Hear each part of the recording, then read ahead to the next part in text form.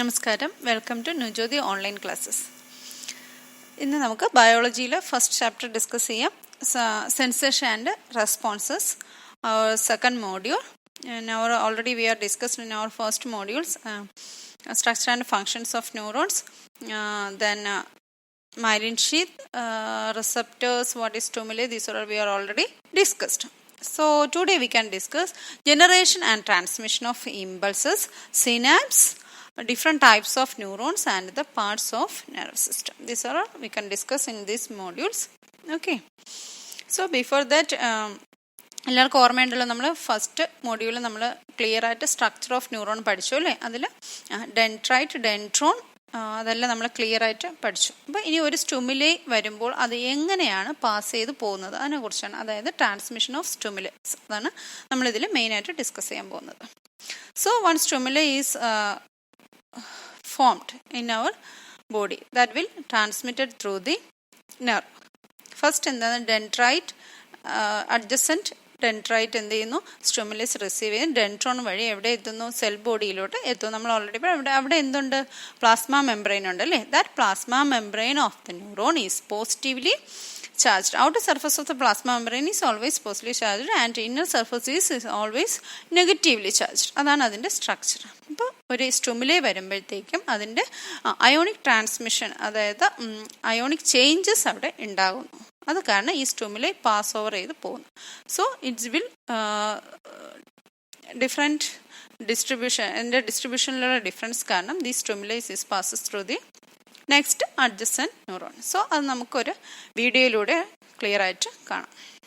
How this impulses transmitted as electric charges. The outer surface of the plasma membrane of the neuron is positively charged and the inner surface is negatively charged. This is due to the difference in the distribution of certain ions when stimulated. The distribution of ion in that particular part changes and hence the inner surface become positively charged and the outer surface become negatively charged.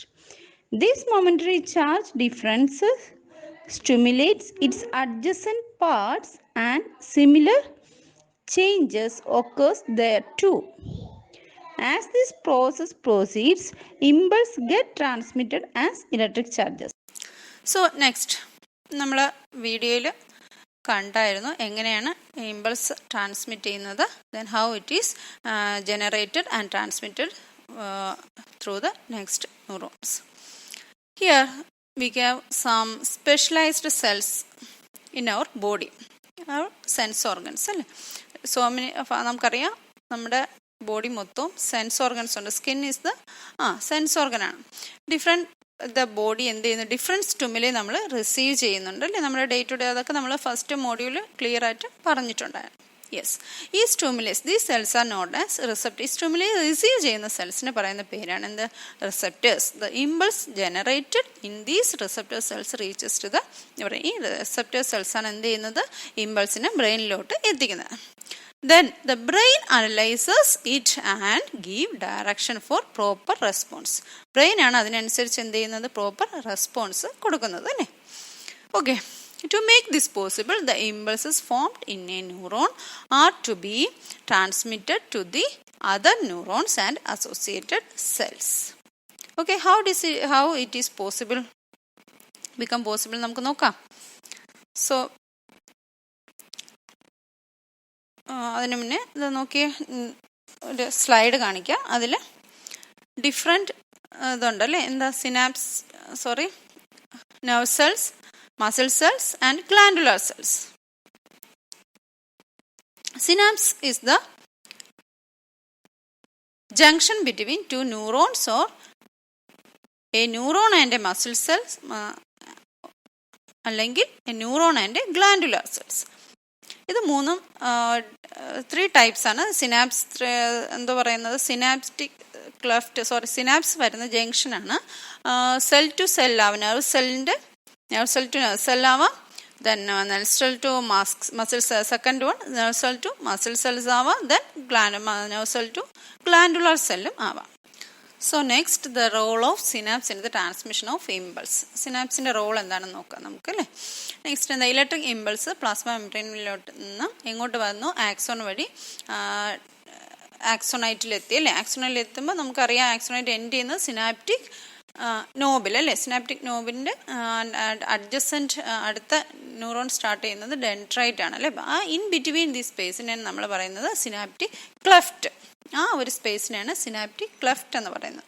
അവിടെ എത്തുന്ന neurons സ്റ്റുമിലെ എന്ത് ചെയ്യുന്നു, neuro transmitters എന്നാണ് പറയുന്നത്. ആ പിക്ചറിൽ അത് clear ആയിട്ട് കാണാം. ന്യൂറോ ട്രാൻസ്മിറ്റേഴ്സ് two types ഉണ്ട്. Neurotransmitters acetylcholine and dopamines are the examples of neurotransmitters. ഈ ന്യൂറോ ട്രാൻസ്മിറ്റേഴ്സ് ഈ ഇമ്പൾസിന് അടുത്ത ന്യൂറോണിലോട്ട് അല്ലെങ്കിൽ അഡ്ജസൻറ്റ് മസിൽ സെൽസിൽ or adjacent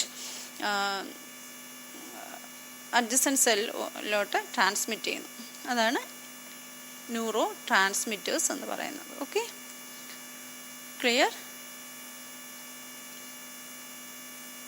Then the functions of synapse in the functions, and it helps in the transmission of impulses. Then also it helps to regulate the speed and direction of the impulse. Impulse in the speed and direction control ചെയ്യുന്നതിനോടൊപ്പം ഇത് എന്ത് ചെയ്യുന്നു, transmission of impulse control ചെയ്യുന്നത് synapse. Okay,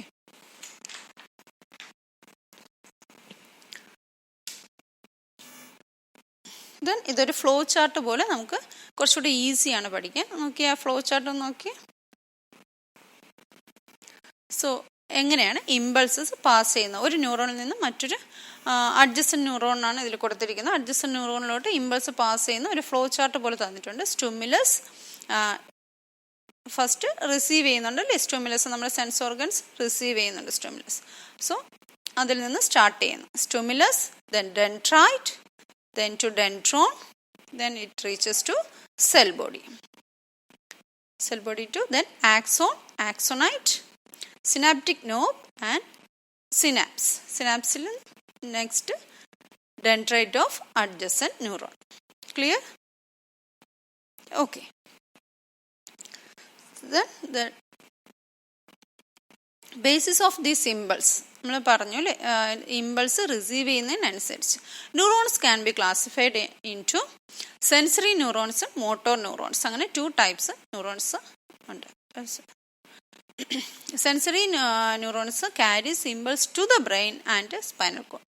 sensory neurons ബ്രെയിനിലോട്ടും spinal കോഡിലോട്ടാണ് ഇമ്പൾസിനെ transmit ചെയ്യുന്നത്. Then motor neurons it carries impulse from the brain and spinal cord to various parts of the body. It is very clear.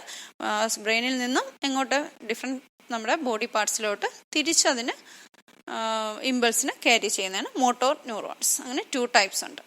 Okay, axon fibres നമുക്കറിയാം അല്ലേ. Nerves are a group of axon fibres ആണെന്ന് നമുക്ക് already അറിയാം. They are covered by connective tissue. എന്താണ് connective tissue കൊണ്ട് cover ചെയ്താണ് അവ കാണപ്പെടുന്നത്. Then nerves are classified into 3 on the ഏതിൻ്റെ ബേസിസിലാണ്, on the basis of their ഫങ്ഷൻ്റെ ബേസിസിൽ അതിന് 3ആയിട്ട് ക്ലാസിഫൈ ചെയ്യുന്നുണ്ട്. ഏതൊക്കെയെന്ന് നോക്കാം.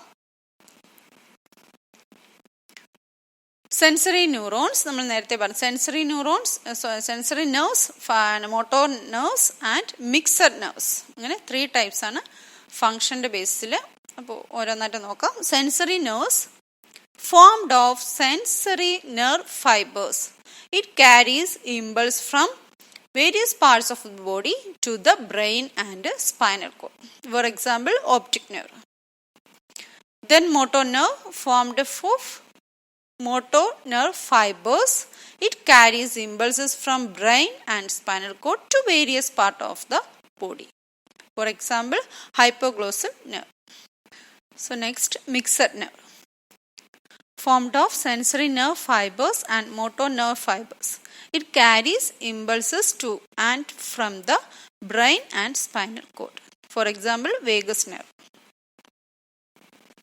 Okay, so we study different types of nerves അല്ലേ. And let us look into the part of nervous system. Nervous സിസ്റ്റത്തിലോട്ട് നോക്കുകയാണെങ്കിൽ നമുക്ക് mainly into 2 parts. They are it consists of central nervous system and peripheral nervous system. അങ്ങനെ 2 types ഉണ്ട്.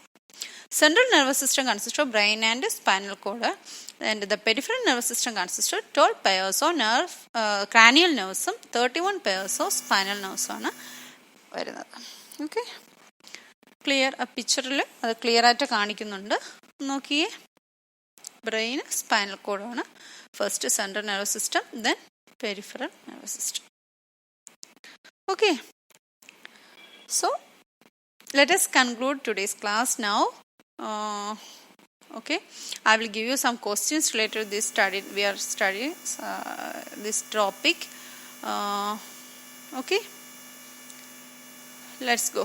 Observe the figure and answer the questions given below. Identify the parts indicated as A. Explain the role of the parts in the transmission of impulses from one neuron to another. Then analyze the illustration of impulse transmission through axon and answer the following questions. What are the changes that take place in illustration B and when compared to A? Give reason for this change. Then explain how this change brings about the transmission of impulse through axon. So let's find out this answer from our rank file, Jyothi rank file. You can study varieties of questions related to this topic here and study using Jyothi rank file. Thank you so much. Have a nice day. Bye.